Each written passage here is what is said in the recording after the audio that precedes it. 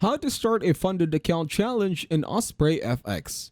I am going to show you how you can easily start a funded account challenge in OspreyFX.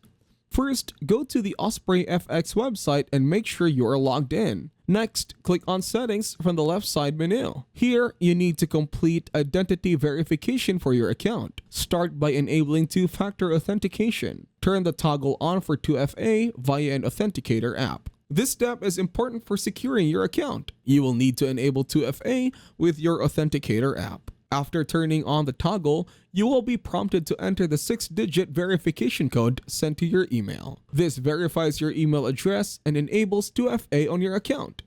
Note that to enable 2FA from the app, you first need to verify and disable email authentication if it is currently enabled. Next, click on the document section. Here, you need to select a document type for proof of identification. Choose a type such as a passport or government-issued ID. You can either drag and drop your document into the designated area or click to upload it from your device. Make sure the document is clear and all details are visible. You can also type a note if there are any specific details you need to mention regarding your document. Before submitting, check the box to confirm that you are not a robot. Finally, click on the Upload Document button to complete the process.